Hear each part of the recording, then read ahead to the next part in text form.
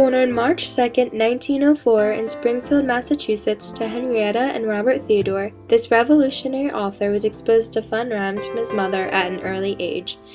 Despite hardships placed on his German family's brewing company during the World War I Prohibition, he still managed to develop a deep sense of patriotism from an early age, lasting well into his adult life and finding its way into his career.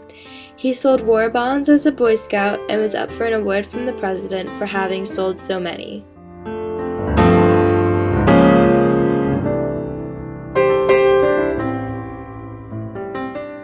As a young adult, enrolling in Dartmouth College allowed him to become part of the editorial staff of their humor magazine called the Jack-O-Lantern.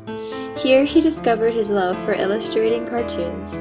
After being kicked off the magazine staff due to trouble he and his friends found themselves in, his love for illustrating cartoons led him to create a pseudonym in order to continue to write for the magazine.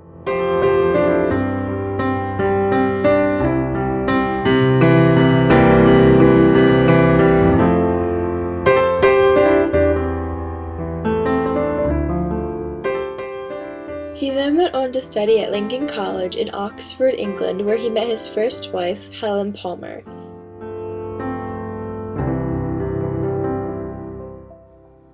They moved to New York, where both of their careers were jump-started.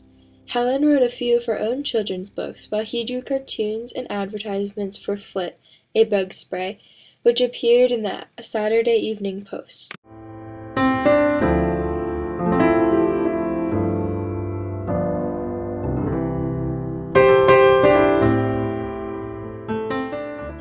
These advertisements attracted attention from the Standard Oil Company, whom he drew ads for 15 years.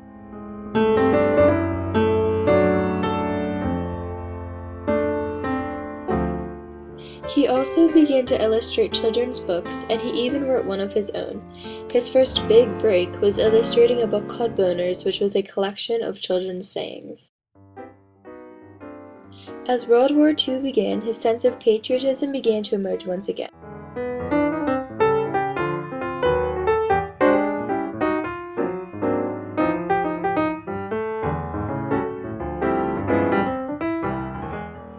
He drew propaganda cartoons. However, feeling as though that wasn't enough, and being too old to enlist, he went to Hollywood where he worked for Colonel Frank's propaganda unit. Here, he worked to create a series of training cartoons for U.S. soldiers surrounding Private Snafu's adventures and misfortune. Because many of the trainees were so young, the cartoons were effective in both training and propaganda.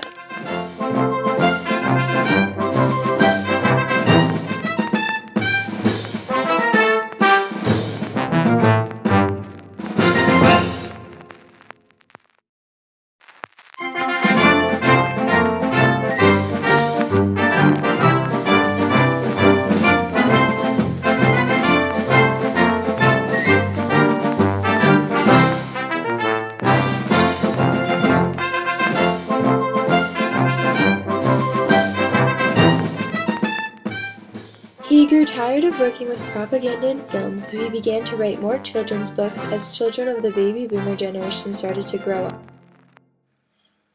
His children's books provided favored alternatives to classic Dick and Jane primers often used to teach young children to read. The simple words and fun rhymes of his books attracted the attention of children and revolutionized how they learned how to read. Many of his books were written from a small variation of words, making it easier for children to read. This allowed him to quickly become one of the most popular and influential children's authors. His first wife, Helen, died, and although grief-stricken, he was quickly married to his second wife, Audrey. She hoped to find new sparks in his life, and together they traveled and hosted many dinner parties. This new inspiration led him to ultimately publish 44 children's books by the time of his death at the age of 87 in San Diego, California. His popularity extends to adults, paving a pathway to write a few books for adults, as well as allowing one of his children's books to remain at the top of the New York Times adult bestseller list for 6 months. His simple children's books illustrated important life lessons that anyone can learn from, no matter how old or how young. His quotes, not just from his books, but also from various interviews and other letters, remind us that everyone is equal, love is always to be found, and that there are always reasons to be happy.